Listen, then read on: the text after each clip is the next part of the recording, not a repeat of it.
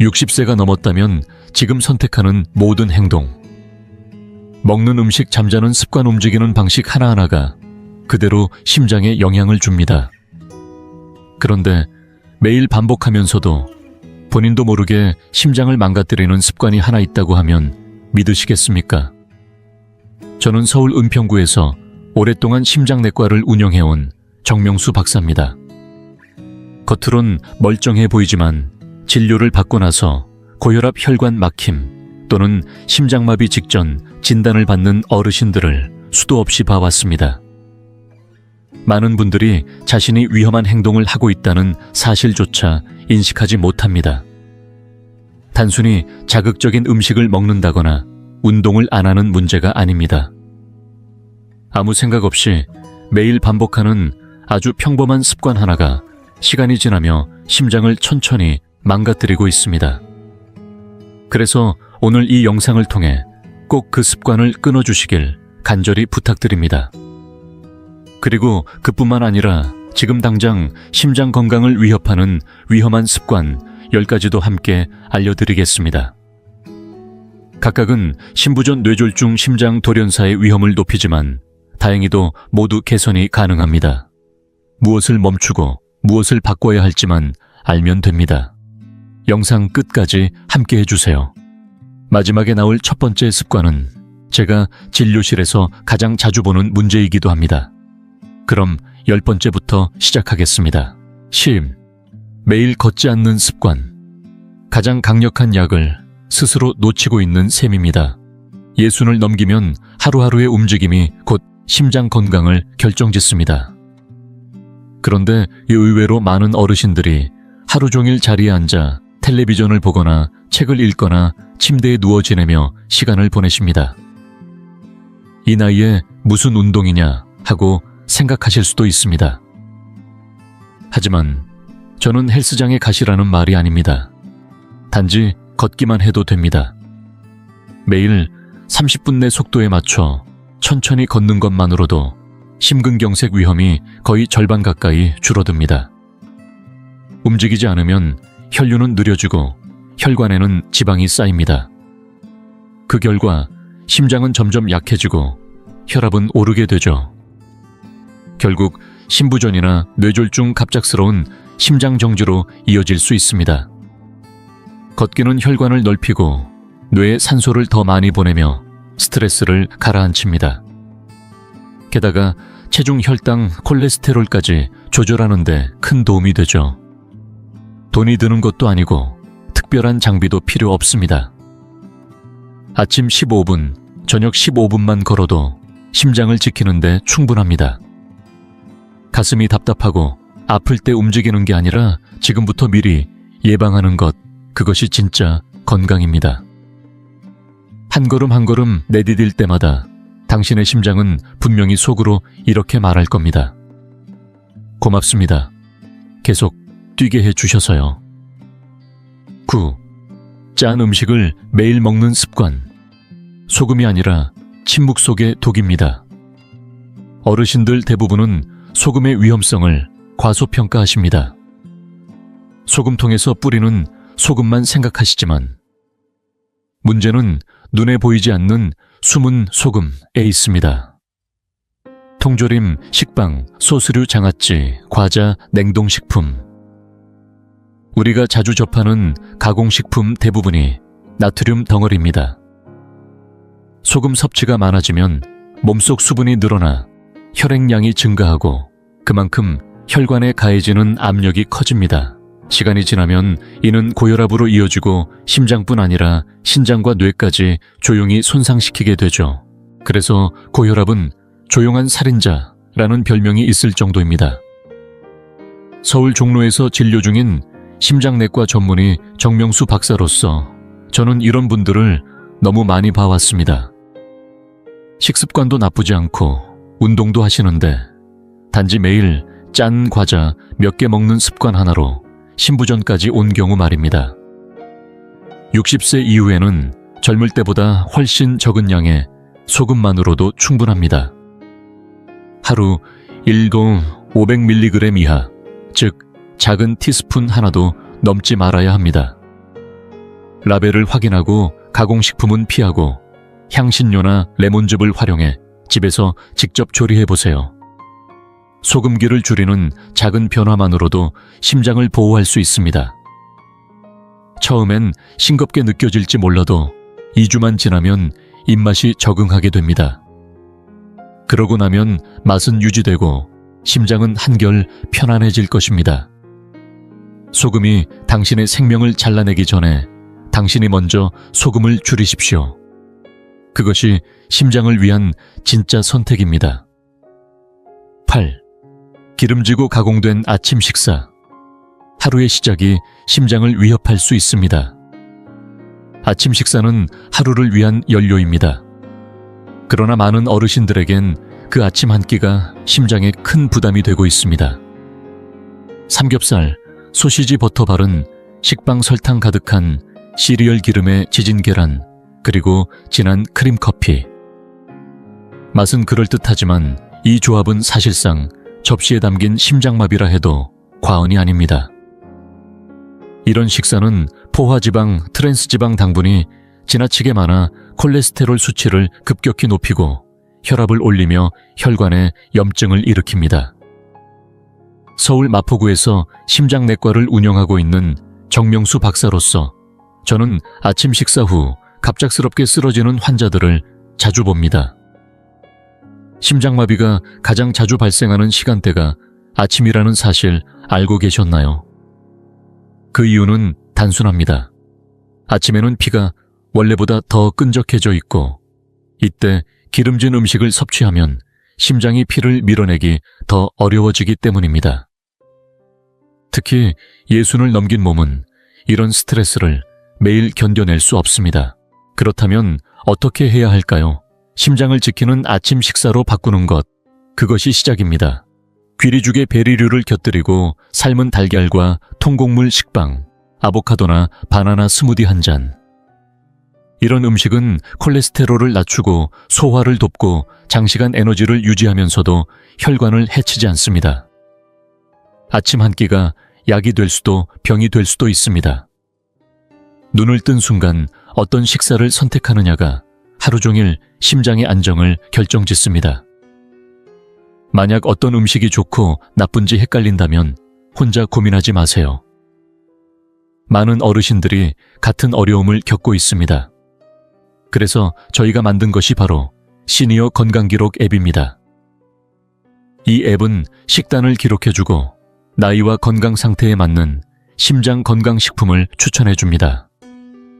고혈압을 관리 중이든 더 많은 활력을 원하시든 이 앱은 손안의 건강 안내자 역할을 할 것입니다. 지금 바로 설치하고 내일 아침은 더 가볍고 안전하게 시작해보세요. 7. 매일 술을 마시는 습관. 하루 한 잔이 평생의 후회가 될 수 있습니다. 적당한 와인은 심장에 좋다는 말을 들으신 적 있으실 겁니다. 하지만 어르신들에게는 이 말이 위험한 오해가 될 수 있습니다.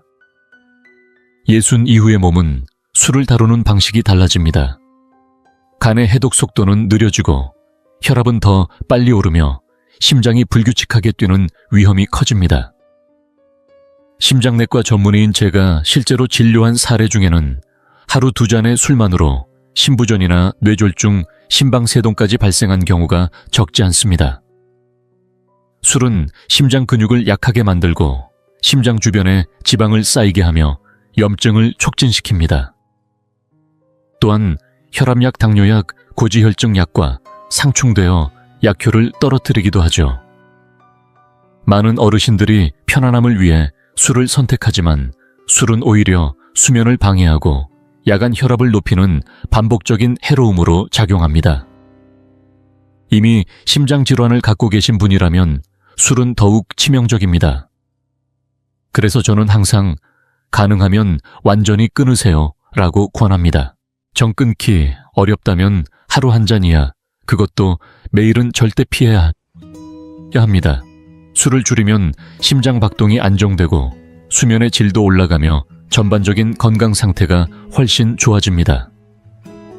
술은 잠시 스트레스를 가라앉히는 듯 보이지만 그 대가로 당신의 심장을 약하게 만들고 있다는 것 꼭 기억해 주세요.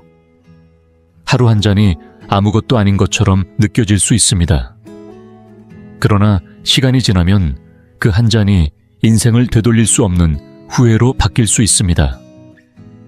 지금 줄이면 내일의 당신은 훨씬 가벼운 심장으로 살아갈 수 있습니다. 6. 감정을 꾹꾹 눌러 담는 습관. 보이지 않게 심장을 망가뜨립니다. 화가 나도 참고 속상해도 내색하지 않고 늘 웃는 얼굴로 살아가는 어르신들이 많습니다. 하지만 마음속에 쌓인 스트레스, 분노, 슬픔은 겉으론 괜찮아 보여도 심장에 깊은 상처를 남깁니다. 이런 억눌린 감정은 몸 안에서 스트레스 호르몬인 코르티솔과 아드레날린을 높이고 그 결과 심장 박동은 빨라지고 혈관은 좁아지며 혈압은 가파르게 오릅니다. 시간이 지날수록 이러한 긴장 상태는 심근경색, 뇌졸중, 심지어 돌연사로 이어질 수 있습니다. 저는 인천에서 심장내과를 운영하며 식단도 건강하고 운동도 꾸준히 하시는 어르신들이 심장병으로 고생하시는 모습을 여러 번 보았습니다. 그 이유는 단 하나, 감정을 쌓고 쌓은 채 말없이 견디며 살아오셨기 때문입니다. 자식 문제, 돈 걱정, 외로움. 이런 마음의 무게는 몸까지 지치게 합니다. 나 때문에 누가 걱정할까봐 지금껏 참아왔는데 이쯤이야. 이런 말 참 많이 듣습니다. 하지만 예순을 넘기면 더 이상 마음속 폭풍을 그냥 안고 살아서는 안 됩니다. 가까운 사람에게 마음을 털어놓고 노인복지관이나 소모임에 참여해보세요. 아침에 10분 명상하거나 깊게 숨 쉬는 연습만 해도 도움이 됩니다.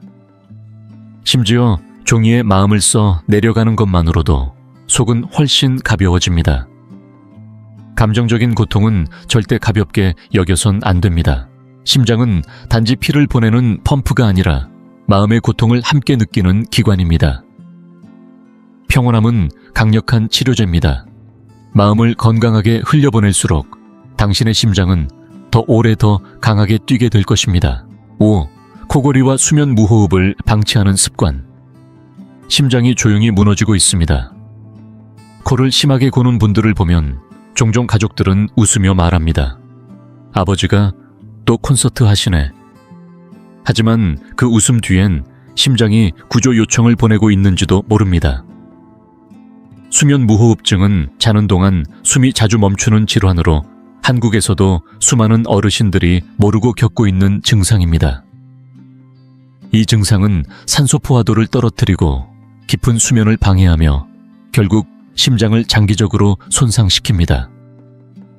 많은 분들이 낮에 계속 피곤하고 아침에 머리가 띵하거나 기억력이 흐릿해지지만 이것이 수면 문제 때문이라는 사실은 인식하지 못합니다. 저 정명수 박사는 진료를 볼 때 늘 환자에게 코골이 여부를 가장 먼저 묻습니다. 왜냐하면 수면 무호흡은 고혈압, 부정맥, 뇌졸중, 급사까지 일으킬 수 있는 심각한 요인이기 때문입니다. 배우자나 가족이 숨을 헐떡인다, 숨이 멎는 것 같다 라고 말하면 꼭 병원에서 수면 검사를 받아보셔야 합니다. 하룻밤만 검사해도 확인이 가능하고 양압기나 맞춤 마우스피스 같은 치료법으로 밤사이 심장을 보호할 수 있습니다. 잠자는 시간은 몸이 스스로를 회복하는 소중한 시간입니다. 이 시간이 망가지면 심장은 아무 말 없이 병들어갑니다. 코골이는 단순한 소리가 아닙니다. 그건 심장이 당신에게 보내는 경고음입니다. 숨 쉬는 밤을 되찾는 순간 심장도 안도의 숨을 내쉴 것입니다. 잘 자는 것, 그것이 심장을 살리는 가장 조용한 방법입니다. 4. 흡연과 간접 흡연. 연기 한 모금이 심장에 남기는 흔적은 생각보다 깊습니다. 요즘은 흡연이 건강에 나쁘다는 걸 모르는 사람은 거의 없습니다. 그런데도 여전히 많은 어르신들이 이렇게 말씀하십니다.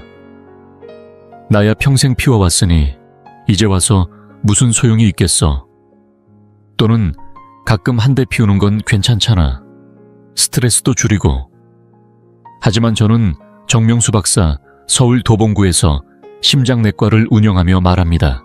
그 한데 그 연기 한 모금이 당신의 심장을 어떻게 공격하는지 직접 봐왔습니다. 담배는 폐에만 영향을 주지 않습니다. 그 연기는 혈관의 안쪽 벽을 직접적으로 손상시키고 염증을 유발하며 지방 찌꺼기를 쌓이게 만듭니다. 이것이 쌓이면 혈관이 막히고 결국 심근경색이나 뇌졸중 같은 치명적인 결과로 이어지는 것입니다. 특히 60이 넘으면 혈관은 더 얇아지고 약해집니다. 여기에 흡연이 더해지면 그 얇은 혈관은 쉽게 찢어지고 좁아지고 결국 심장은 피를 보내기 위해 2배, 3배 더 힘들게 뛰게 됩니다.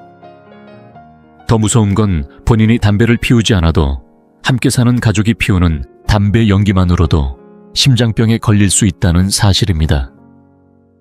저는 실제로 한 번도 담배를 손에 댄 적 없는 할머니 환자분이 평생 남편의 담배 연기를 마시며 살다가 협심증으로 수술을 받은 사례도 보았습니다. 담배 연기에는 안전한 수준이 없습니다. 아주 조금이라도 노출되면 위험은 시작됩니다.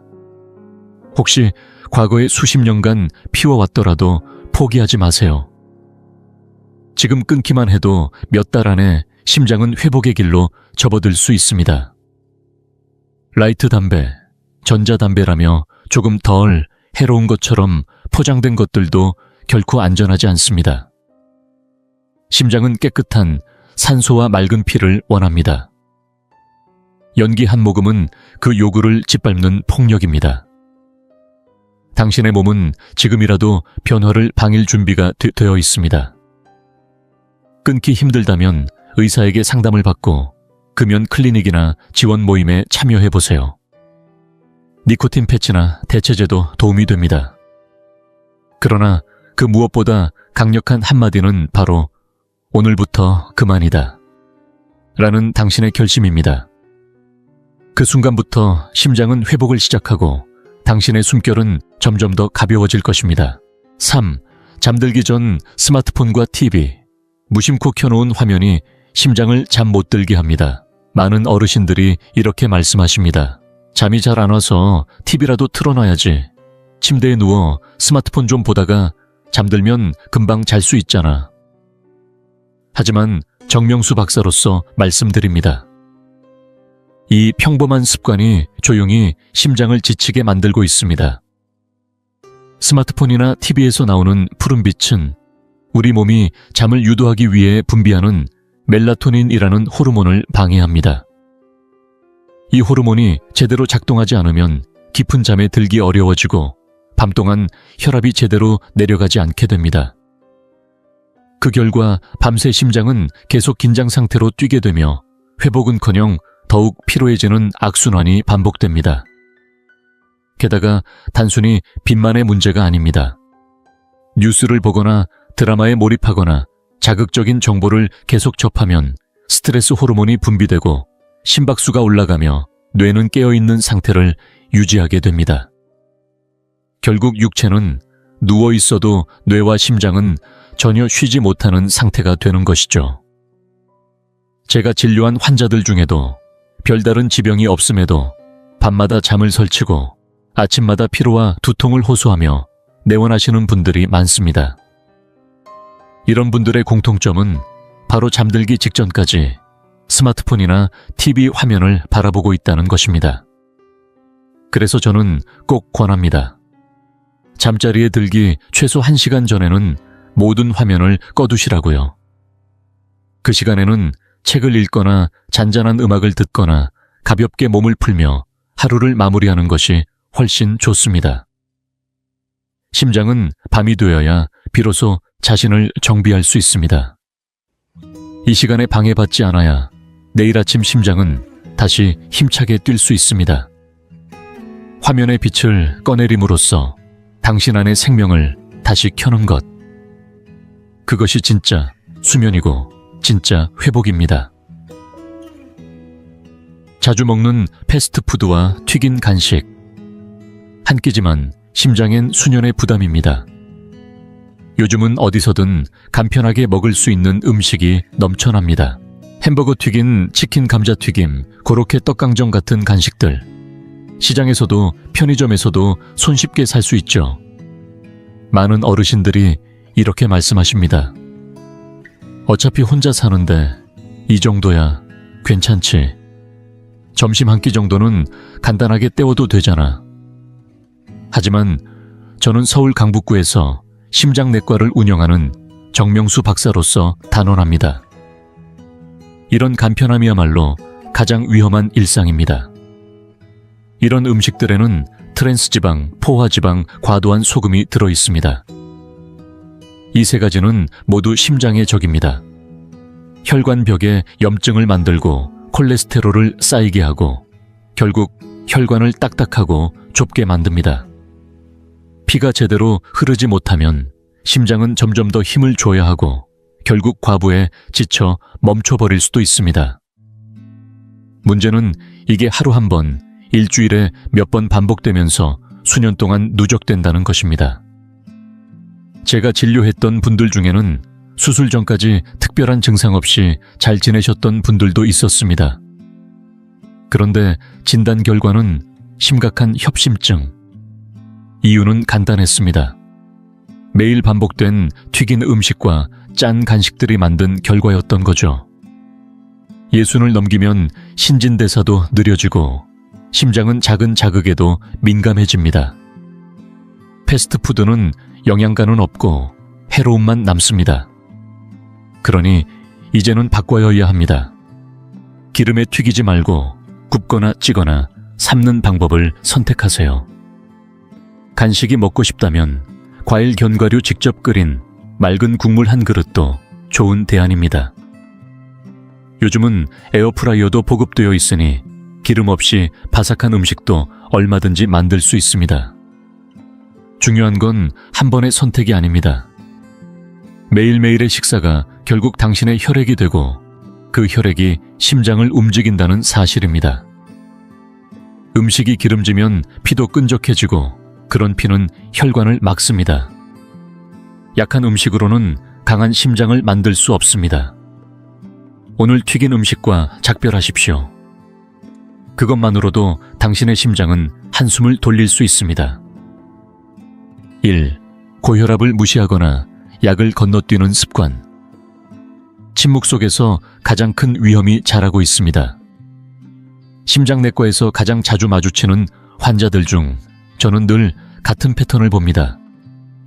별다른 증상도 없고 평소에는 멀쩡하게 지내시던 분들이 갑자기 어지러움이나 가슴 통증 심한 경우 쓰러져서 내원하십니다. 검사를 해보면 원인은 분명합니다. 고혈압. 그리고 그보다 더 무서운 건 고혈압 약을 스스로 끊었다는 사실입니다. 많은 어르신들이 이렇게 말씀하십니다. 요즘은 괜찮은데 약 좀 쉬었어요. 혈압기 없으니 잘 모르겠고 그냥 느낌상 괜찮은 것 같아서요. 하지만 고혈압은 소리 없이 몸을 무너뜨리는 침묵의 살인자입니다. 가슴이 답답하거나 어지럽거나 숨이 찰 때쯤이면 이미 심장과 혈관은 상당히 손상된 상태일 가능성이 큽니다. 특히 약을 며칠만 거르더라도 혈압은 급격히 튀어오르고 그 순간 뇌졸중이나 심장마비가 올 수 있습니다.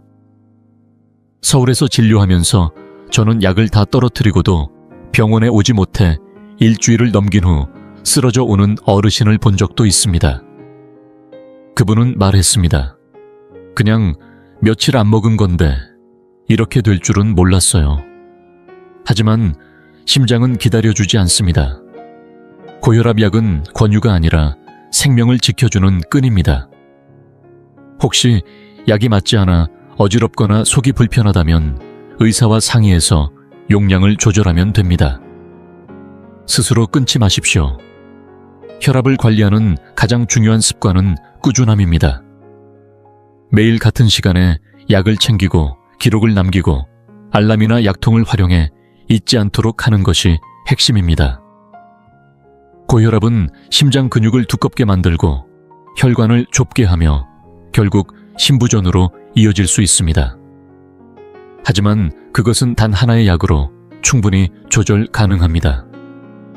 당신이 오늘 약 하나를 꾸준히 챙기는 것, 그것이 내일을 지키는 가장 확실한 방법입니다. 심장은 단순한 기관이 아니라 당신 삶 전체의 리듬입니다. 지금 지키면 내일도 힘차게 뛰어줄 것입니다. 당신의 심장은 지금까지 단 한순간도 멈춘 적이 없습니다.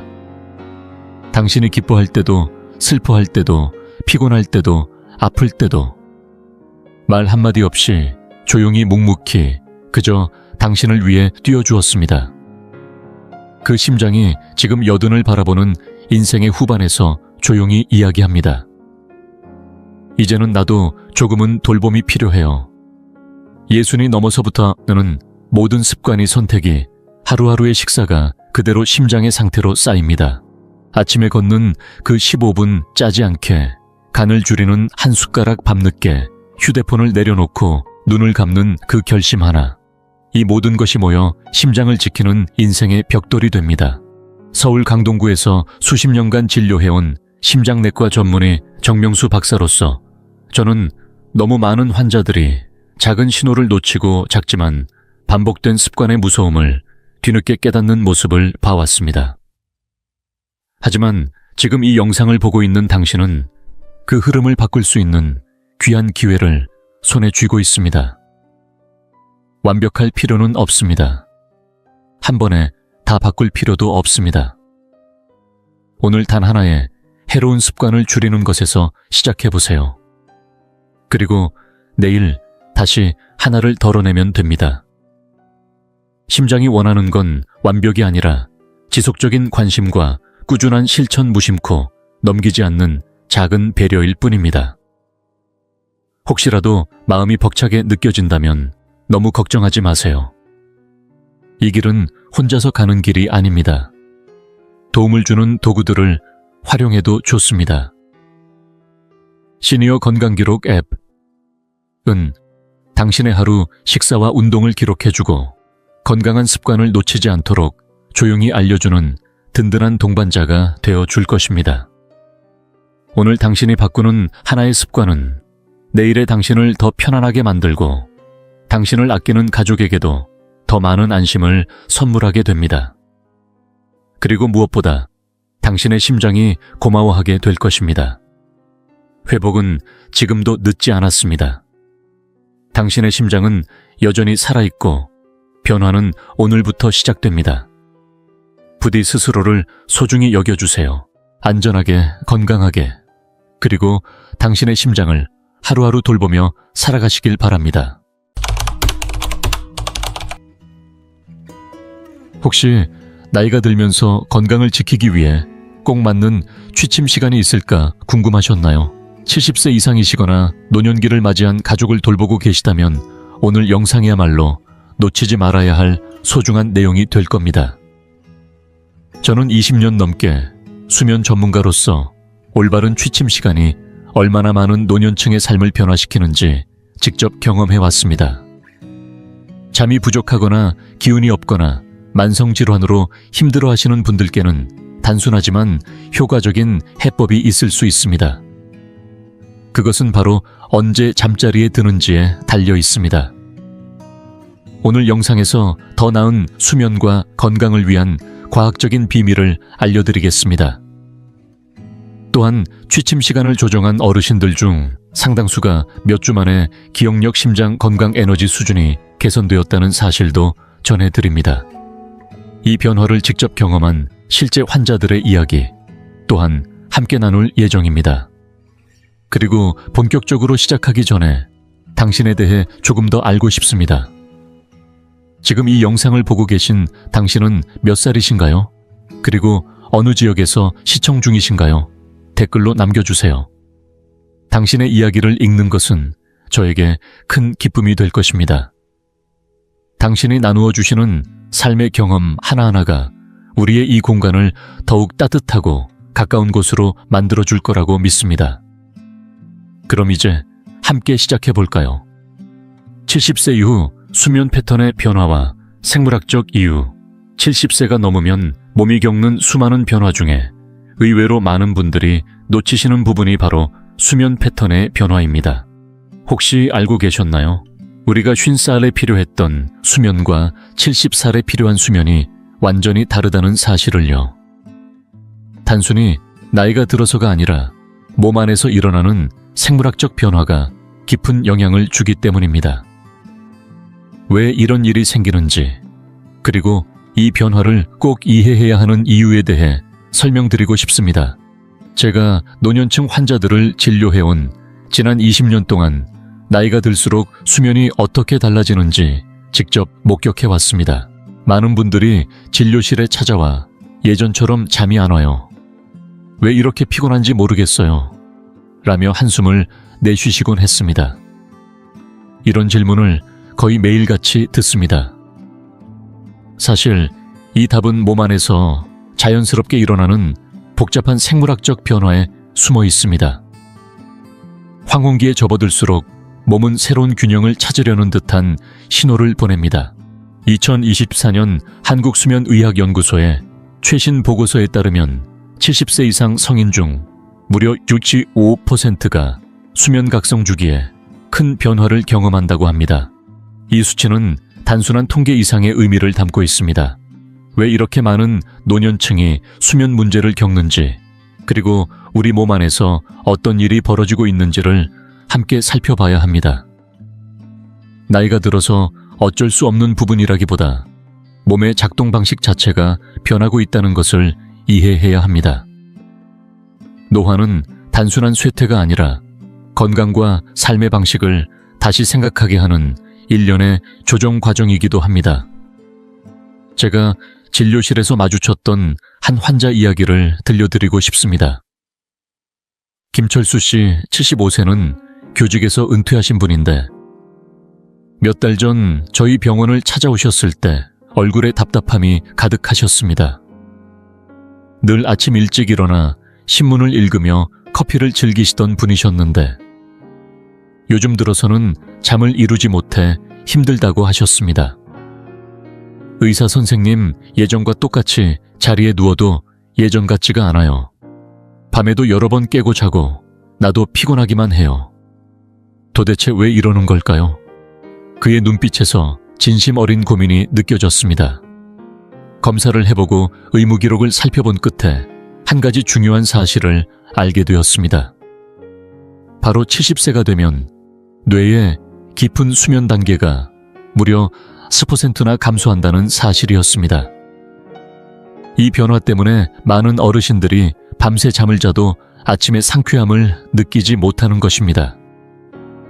몸이 젊을 때처럼 깊은 수면 단계로 내려가지 못하기 때문이죠. 물론 이런 변화는 노화의 자연스러운 일부이지만 그렇다고 해서 손 놓고 지켜보기만 해야 하는 건 아닙니다. 실제로 제가 진료실에서 만난 70세 이상 환자 중 80%가량이 수면 시각을 두고 어려움을 겪으십니다. 가장 흔히 듣는 불만이 저녁만 되면 졸린데 너무 이른 것 같아 억지로 늦게 자려다 결국 후회한다는 말씀입니다. 낯설지 않으시죠?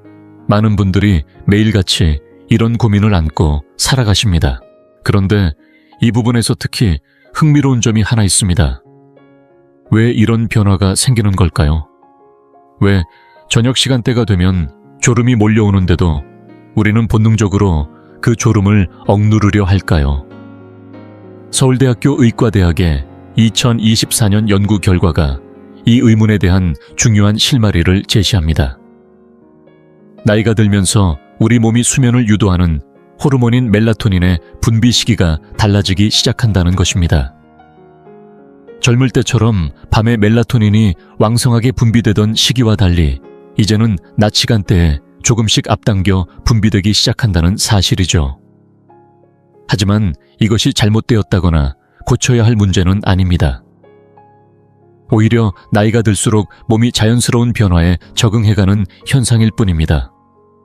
즉, 우리 몸 안에 있는 생체식의 서카디안 리듬과 멜라토닌의 변화를 감지해 수면 시각을 앞당기도록 재설정하는 과정이 일어나는 것입니다. 이 발견이 중요한 이유는 분명합니다. 나이가 들면 우리의 수면 패턴이 사회적 규범이나 기존의 생활 습관과 맞지 않게 될 수 있다는 뜻이죠. 하지만 그렇다고 해서 수면질이 나빠진다는 의미는 아닙니다.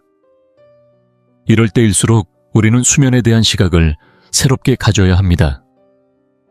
이 변화를 이해하는 것이야말로 건강을 되찾는 첫걸음입니다. 나이가 들어서일수록 우리 몸의 자연스러운 리듬에 맞춰 수면 패턴을 조절하는 것이 더욱 중요해집니다.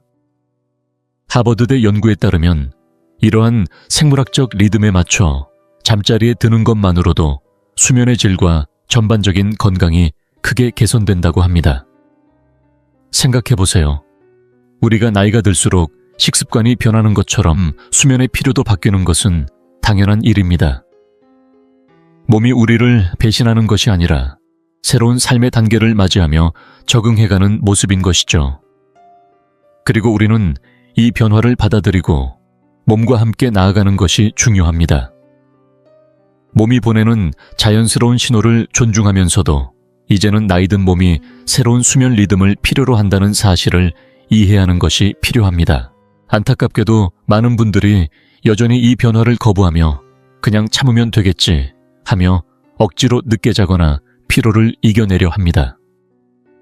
하지만 몸의 리듬에 맞춰 수면 패턴을 조절해보면 정말 놀라운 변화가 찾아옵니다. 몸이 다시 활력을 찾고 정신이 맑아지고 감정적으로도 균형을 되찾을 수 있기 때문입니다. 결국 이것은 단순히 수면의 문제가 아닙니다. 삶의 활력과 정신적 선명함을 되찾고 전반적인 삶의 질을 높이는 길이기도 합니다. 이제 다음 단계에서는 이러한 생물학적 변화에 몸을 맞추기 위한 구체적인 방법들을 알려드리겠습니다. 몸이 진짜로 필요로 하는 회복의 시간을 만들어주는 법, 그리고 이 작은 변화들이 어떻게 뒤척이던 밤을 편안한 밤으로 바꿔줄 수 있는지 함께 살펴보겠습니다. 이제부터가 진짜 시작입니다. 몸의 리듬에 귀를 기울이고 더 건강하고 활력 있는 내일을 위해 지금부터 함께 준비해봅시다. 다음 영상에서 수면 주기를 새롭게 리셋하는 비밀을 하나하나 풀어드리겠습니다. 지금 이 영상을 계속 시청하고 계시고 저희가 나눈 이야기들이 정말 유익하다고 느껴지신다면 댓글에 숫자 2을 남겨주세요. 그 한 글자가 당신께서 여전히 저희와 함께하고 계시다는 따뜻한 신호가 되어 큰 힘이 됩니다. 아직 채널을 구독하지 않으셨다면 지금 구독 버튼을 누르시고 알림 설정도 함께 해주세요. 앞으로 올라올 소중한 영상들을 놓치지 않으실 수 있습니다. 당신의 응원은 저희에게 큰 힘이 됩니다. 당신 덕분에 저희는 정보를 전하고 마음을 나누며 조금이나마 희망의 빛을 전할 수 있는 영상을 계속 만들 수 있습니다. 앞으로도 저희와 함께 걸어가 주세요. 감사합니다. 둘째, 더 나은 수면을 위한 황금 시간대에 대해 말씀드리겠습니다. 혹시 알고 계셨나요? 잠자리에 드는 시간대를 조금만 바꿔도 건강이 무려 40%나 좋아질 수 있다는 사실을요. 저는 오랜 시간 동안 특히 노년층의 수면 문제를 연구하며 살아왔습니다. 그 경험으로 확신할 수 있는 건 수면에서 언제 자느냐가 정말 중요하다는 점입니다.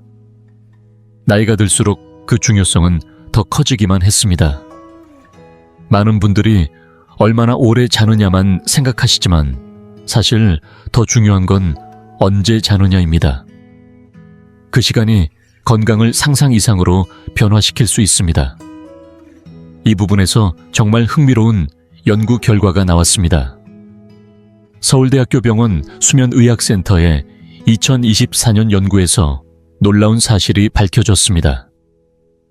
70세 이상의 어르신들을 대상으로 수면 패턴을 분석한 결과 밤 9시부터 10시 사이에 잠자리에 드는 분들의 73%가 수면의 질이 현저히 좋아졌다는 것입니다. 무려 45%까지 향상된 분도 계셨습니다. 이건 단순한 트렌드나 우연이 아닙니다. 과학적으로 검증된 데이터이며 나이가 들수록 수면의 시간대가 얼마나 중요한지를 보여줍니다. 그렇다면 왜 하필 밤 9시부터 10시일까요? 이유를 설명해 드리겠습니다. 우리의 몸은 마치 오케스트라와 같다고 생각하시면 됩니다. 생체 시계가 지휘자 역할을 하며 몸의 리듬을 이끌어주는데 나이가 들수록 이 리듬이 훨씬 더 예민해집니다. 그래서 몸의 리듬에 발맞춰 잠자리에 들어야 모든 게 자연스럽게 맞아떨어집니다. 이와 관련해 제가 진료실에서 만난 한 환자분 이야기를 나누고 싶습니다. 이순자 씨는 몇 달 전 저를 찾아오셨습니다. 만성불면증으로 오랜 시간 힘들어하셨던 분이셨습니다.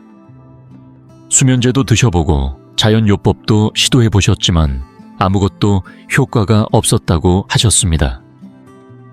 매일 밤 뒤척이며 불안감이 점점 커진다고 하셨습니다. 상담 중에 이순자 씨께서 박사님, 저는 40년째 자정에 잠자리에 들었어요.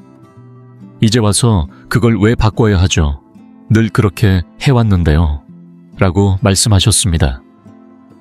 그분의 표정에서는 변화를 받아들이기 힘든 마음이 읽혔습니다. 저는 조심스럽게 다른 방법을 권해드렸습니다. 단 30분만이라도 시간을 당겨서 밤 9시 30분쯤 주무셔보시라고 말씀드렸습니다. 놀랍게도 단 2주 만에 이순자 씨는 수면제 없이 밤새 깨지 않고 주무셨고 아침에 더 상쾌하고 활력이 넘친다고 하셨습니다. 몇 주 뒤 다시 찾아오셨을 때는 진작 이렇게 할 걸 그랬어요. 이렇게 좋아질 줄 몰랐어요. 라고 하셨습니다. 저도 그분께 고개를 끄덕이며 웃었습니다. 이런 변화를 제 진료실에서 수도 없이 지켜봤으니까요. 저는 여기서 멈추지 않았습니다. 제 병원에서는 6개월간 추가 연구를 진행했습니다. 500명의 70세 이상 환자분들을 대상으로 밤 9시에서 10시 사이에 취침하도록 권장하며 수면 변화를 추적 관찰했지요. 그 결과는 정말 놀라웠습니다. 참여자 중 80% 이상이 잠드는 시간이 눈에 띄게 단축되었고 잠에 드는 데 걸리는 시간이 훨씬 줄어들었다고 보고하셨습니다. 또한 거의 75%에 이르는 분들이 한밤중에 자주 깨는 증상이 크게 줄었다고 말씀하셨습니다. 잠이 자주 깨서 고생하시던 분들에게는 정말 반가운 변화일 수밖에 없겠지요. 그런데 여기서 더 놀라운 부분이 있습니다. 환자분들 중 거의 70%가 다음날 아침에 활력이 넘치는 기분을 느꼈다고 말씀하셨습니다. 이는 특히 수면 문제로 힘들어하는 노년층에게는 드물게 나타나는 변화입니다. 게다가 약 3분의 2에 해당하는 분들은 수면제를 줄이거나 심지어 끊을 수 있었다고 하셨습니다. 약 없이도 편안히 잠들 수 있다는 자유로움이 얼마나 큰 행복인지 상상이 가시나요? 바로 이것이 몸의 자연스러운 수면 리듬에 맞춰 생활할 때 찾아오는 힘입니다. 그렇다면 왜 하필 밤 9시에서 10시 사이가 이렇게 중요한 걸까요? 그 이유는 바로 우리 몸의 수면각성 주기를 조절하는 호르몬의 정교한 작용에 있습니다. 서울대학교 의과대학의 2024년 연구에서 정말 흥미로운 사실이 밝혀졌습니다. 나이가 들수록 몸의 호르몬 리듬이 변하기 시작한다는 것입니다. 70세 이후부터는 수면을 유도하는 멜라토닌이 더 이른 저녁 시간에 분비되기 시작하고 아침에는 각성을 유도하는 코르티솔이 평소보다 일찍 분비됩니다. 마치 몸 안의 알람 시계가 새벽에 울리고 저녁에 조금 더 빨리 잠이 오도록 신호를 보내는 것과 같습니다. 좋은 수면을 위해서는 바로 이 호르몬의 신호에 몸을 맞추는 것이 핵심입니다. 밤 9시에서 10시 사이에 잠자리에 들면 몸이 보내는 수면의 파도에 정확히 올라탈 수 있습니다. 이건 마치 파도 타기와도 같습니다. 너무 늦으면 이미 지나간 파도를 쫓아가야 하지만 몸의 리듬을 따라 자연스럽게 움직이면 수면이 한결 쉬워집니다. 저는 환자분들께 이렇게 설명드리곤 합니다. 몸이 저녁에 졸린 신호를 보내면 억지로 참지 마세요. 그 신호야말로 몸이 휴식을 원한다는 현명한 메시지예요. 그런데 많은 분들이 사회적 이유나 습관 때문에 늦게 자야 한다는 고정관념을 갖고 계십니다. 물론 이해합니다. TV 프로그램을 놓치기 싫기도 하고 늦은 밤의 여유를 포기하기도 쉽지 않으니까요. 하지만 정말 중요한 건 수면의 질이 그 어떤 사회적 규범보다 중요하다는 점입니다. 좋은 수면 습관이 얼마나 빨리 삶을 바꿔주는지 저는 현장에서 수도 없이 목격해왔습니다. 저녁 습관을 조금만 바꿔도 건강이 달라진다는 걸 직접 보셨으면 좋겠습니다. 이건 세상과 단절하라는 말이 아닙니다. 오히려 건강을 우선시함으로써 인생의 모든 부분을 더 나아지게 만드는 방법입니다. 다음 편에서는 최적의 수면 시간대가 어떻게 기억력 향상과 심장 건강에까지 도움을 주는지 구체적으로 다루어 보겠습니다. 만약 밤마다 뒤척이며 잠을 이루지 못해 힘들어 하셨거나 삶의 전반적인 활력을 되찾고 싶으시다면 바로 이 황금 시간대가 해답이 될 수 있습니다. 더는 미루지 마세요. 꼭 한번 시도해 보시길 바랍니다. 분명 값진 변화가 찾아올 것입니다. 셋째, 최적의 수면 시간대가 주는 건강상의 혜택에 대해 이야기해 보고자 합니다. 상상해 보세요. 단지 잠드는 시간을 바꾸는 것만으로도 치매 위험을 무려 32% 줄일 수 있다면 어떨까요? 이것은 단순한 상상이 아닙니다. 실제로 제가 수면 전문의로서 수많은 환자들을 만나면서 직접 목격해온 변화입니다. 저는 주저없이 말씀드릴 수 있습니다. 수면 시간대를 최적화하는 것은 전반적인 건강을 개선하는 데 있어 가장 강력하면서도 종종 간과되는 변화 중 하나라는 것을요. 저는 제 병원에서 7,000명이 넘는 노년층 환자들의 수면 패턴과 건강 데이터를 수년간 추적해왔습니다. 그 결과는 정말 놀라웠습니다. 특히 심장 건강 분야에서의 변화가 가장 인상 깊었습니다. 밤 9시에서 10시 사이에 잠자리에 드는 습관을 들인 환자분들은 심혈관 질환이 무려 40%나 감소한 것으로 나타났습니다. 그렇습니다. 단순한 변화가 아니라 심장 건강에 있어 아주 큰 개선이었습니다. 고혈압이나 불규칙한 맥박, 그리고 노화로 인한 전반적인 쇠약함으로 고생하시던 분들이 눈에 띄게 호전되셨습니다. 심박수가 안정되고 혈압 수치가 개선되었으며 전반적인 에너지 수준도 크게 상승했습니다. 의사로서 이보다 더 보람된 순간은 없습니다. 그동안 약물 치료나 수술까지 고민하시던 환자분들이 약물을 줄이거나 경우에 따라 중단하실 수 있을 정도로 상태가 호전되는 모습을 볼 때마다 느끼는 감동은 이루 말할 수 없습니다. 그리고 이 모든 것이 값비싼 치료나 복잡한 시술이 아닌 단지 적절한 시간에 잠자리에 드는 것만으로도 가능했다는 사실이 참 놀랍습니다. 처음엔 너무 단순하게 들릴 수도 있겠지만 그 결과는 결코 가볍지 않습니다. 심장뿐만이 아닙니다. 수년간 환자분들을 지켜보며 인지기능에서도 놀라운 개선을 확인할 수 있었습니다. 특히 기억력 향상 부분은 정말 눈에 띄었습니다. 병원에서 진행한 인지력 평가에서 수면 시간을 조정한 환자분들은 평균 32%의 기억력 개선을 보였습니다. 단순히 수치로만 보면 별것 아닌 것처럼 보일 수도 있겠지만 이 수치는 환자분들의 삶에 깊은 영향을 주었습니다. 이전에는 기억력 저하로 일상생활이 힘들어졌던 분들이 이제는 대화에 집중하고 주위 사람들과도 소통하며 퍼즐이나 독서 등 소소한 취미를 즐기게 되셨습니다. 잊혀져가던 작은 행복들이 다시 삶으로 돌아온 모습을 보며 저 역시 큰 보람을 느꼈습니다. 예를 들어 드릴게요. 작년에 저희 병원을 찾은 김철수 씨 부부 이야기를 해드리겠습니다.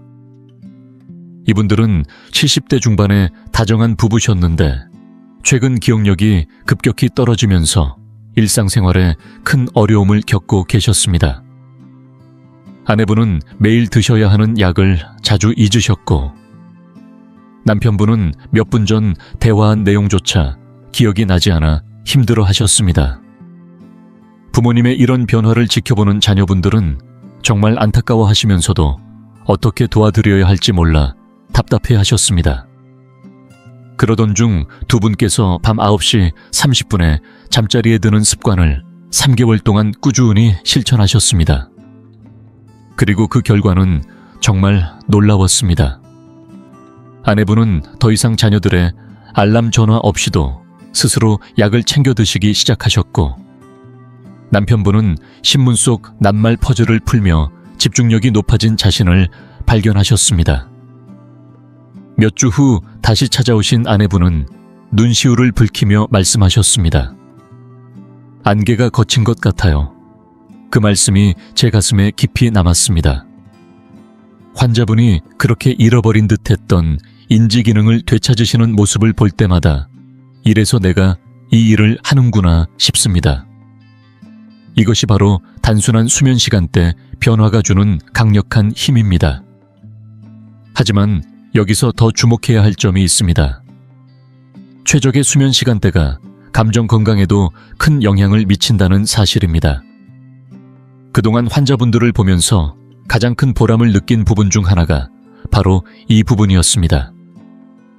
저희 병원 기록에 따르면 일정한 시간에 잠자리에 드신 환자분들 중 무려 58%가 불안이나 우울 증상이 눈에 띄게 줄어든 것으로 나타났습니다. 이 변화는 단순한 기분 전환이 아니라 가족관계와 삶의 태도 나아가 신체 건강까지 긍정적으로 바뀌게 만들었습니다. 감정이 안정되면 몸도 서서히 따라 좋아지는 법이지요. 2024년 서울대학교 의과대학의 연구에서도 이 이유가 잘 설명됩니다. 이 연구에서는 수면 시간이 뇌의 노폐물, 특히 인지저하와 기분장애를 유발하는 독소를 제거하는 데 매우 중요한 역할을 한다고 밝혔습니다. 특히 밤 초반 수면 중에 뇌의 청소 시스템이 가장 활발히 작동한다고 하니 잠자리에 드는 시간을 조금만 앞당겨도 뇌가 깨끗해지고 기분까지 달라지는 겁니다. 실제로 우울증이나 불안으로 힘들어하시던 분들이 이러한 수면 시간대 조절을 통해 큰 변화를 경험하셨습니다. 마치 머릿속이 말끔히 정리되는 듯한 기분이라고 말씀하시더군요. 게다가 저희 병원에서는 환자분들의 혈당 수치를 연속적으로 측정하며 수면과 대사 건강의 관계를 추적해 왔는데 그 결과는 정말 놀라웠습니다. 잠자리에 드는 시간을 조금만 앞당겼을 뿐인데도 밤사이와 그 다음 날 아침까지 혈당이 안정적으로 유지된 환자분들이 많았습니다. 당뇨로 오랫동안 고생하시던 한 환자분은 혈당이 눈에 띄게 안정되면서 주치의가 인슐린 용량을 줄일 수 있었다고 기뻐하셨습니다. 혈당이 널뛰듯 오르내리던 시절에서 벗어나 안정적으로 유지되는 삶은 정말로 새로운 희망이 될 수 있습니다. 이것은 단순히 그 순간의 기분만 좋아지는 변화가 아닙니다. 장기적으로 뇌와 몸을 건강하게 유지하며 삶의 질을 높이는 놀라운 효과를 가져옵니다. 하지만 어쩌면 이 변화를 꼭 실천해야 하는 가장 큰 이유는 바로 장기적인 영향 때문일지도 모르겠습니다.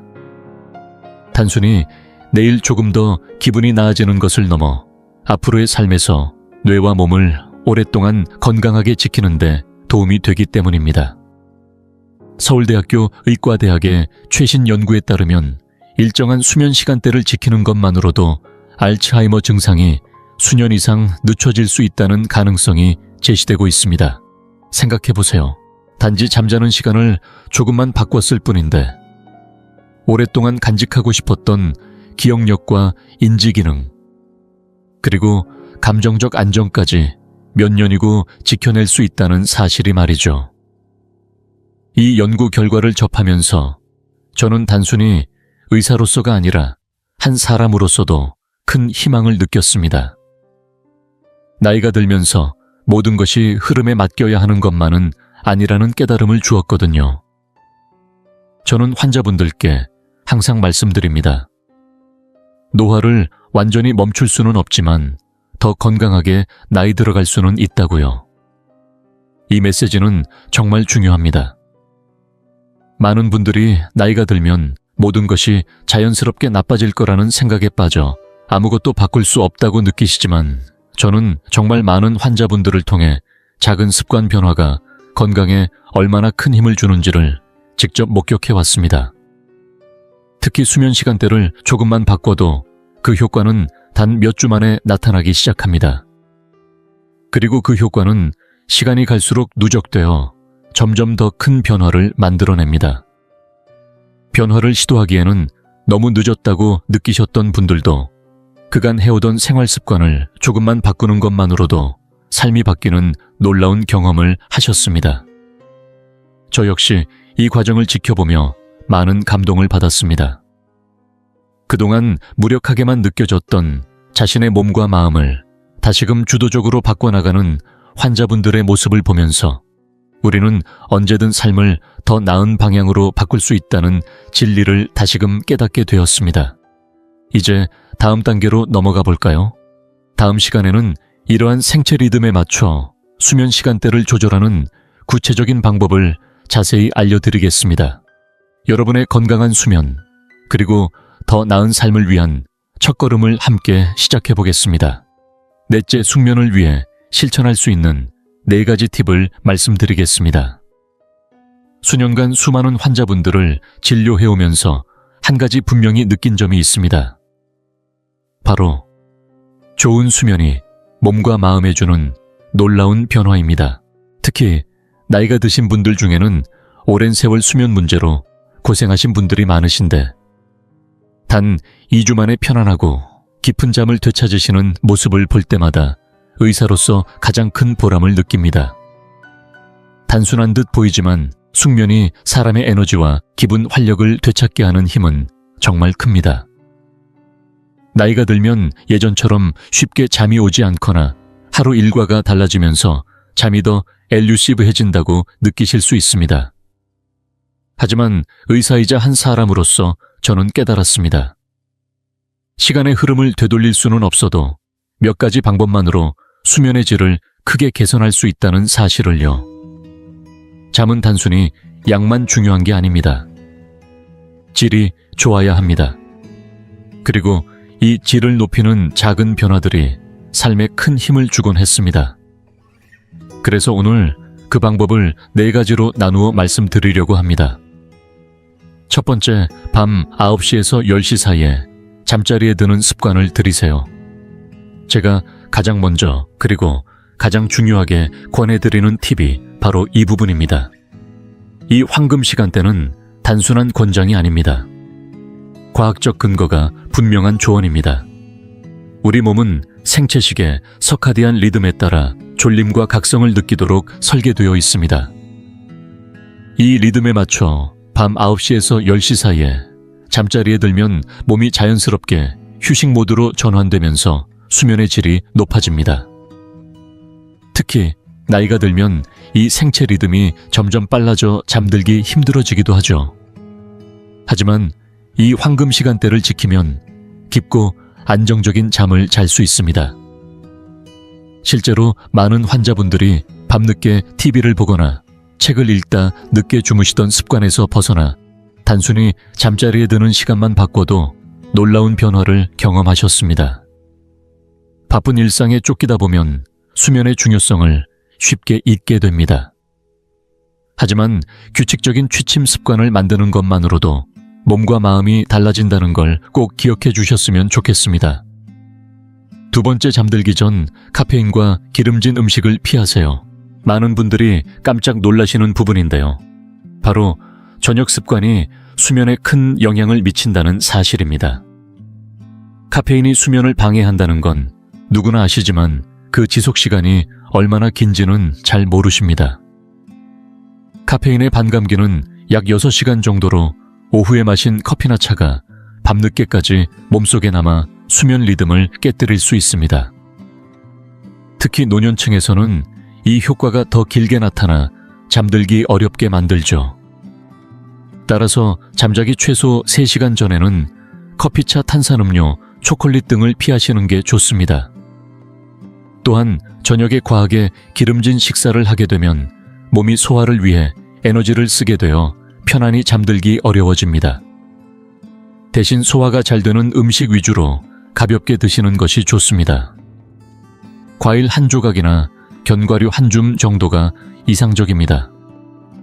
하루를 마무리하며 기름진 음식이 당길 때가 있지만 몸에게 휴식과 회복의 시간을 주는 것이 중요하다는 점을 꼭 말씀드리고 싶습니다. 세 번째, 잠들기 전에는 조명을 은은하게 조절해 몸이 자연스럽게 휴식 상태로 들어갈 수 있도록 도와주세요. 또 하나, 많은 분들이 간과하지만 정말 효과적인 작은 팁이 있습니다. 바로 저녁에 조명을 은은하게 낮추는 것입니다. 밝은 조명, 특히 스마트폰이나 TV 화면에서 나오는 블루라이트는 우리 뇌에 아직 낮이라는 신호를 보내 각성과 긴장을 유지하게 만듭니다. 이 때문에 원래도 잠들기 어려운 몸이 더더욱 잠으로 전환되지 못하고 깨어있게 되죠. 특히 나이가 들면 이 변화가 더 크게 작용합니다. 그래서 저녁 시간에는 부드럽고 따뜻한 색조의 조명을 사용하는 것이 좋습니다. 단순히 전등 밝기를 낮추거나 따뜻한 전구로 바꾸는 것만으로도 충분합니다. 저는 환자분들께 저녁 6시나 7시쯤부터 조명을 은은하게 줄여 몸이 자연스럽게 이완될 수 있도록 권합니다. 이렇게 작은 변화지만 몸과 마음이 잠들 준비를 하는데 큰 도움이 됩니다. 밤이 다가왔다는 신호를 뇌에 보내 멜라토닌이 원활히 분비되어 숙면을 준비하게 해줍니다. 네 번째 팁은 잠자리에 들기 전 몸과 마음을 편안하게 해주는 활동을 해보는 것입니다.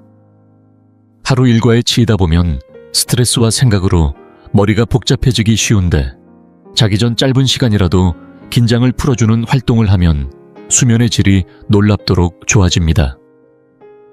어떤 환자분들은 가벼운 스트레칭이나 요가로 몸의 긴장을 풀면 좋다고 하셨고, 또 다른 분들은 책을 읽거나 잔잔한 음악을 들으며 마음을 달래는 방법을 추천하시기도 했습니다. 호흡 운동도 큰 도움이 됩니다. 중요한 건 마음이 편안해지고 안정되는 활동을 선택하는 것입니다. 뉴스를 보거나 일과 관련된 대화를 이어가는 것처럼 머리를 자극하는 활동은 피하는 게 좋습니다. 저는 보통 자기 전 1시간쯤부터 이런 마무리 루틴을 만들어 하루의 긴장을 서서히 내려놓는 시간을 마련하라고 권합니다. 이 조용한 시간이 수면뿐 아니라 정신적인 안정과 평화에도 큰 도움이 됩니다.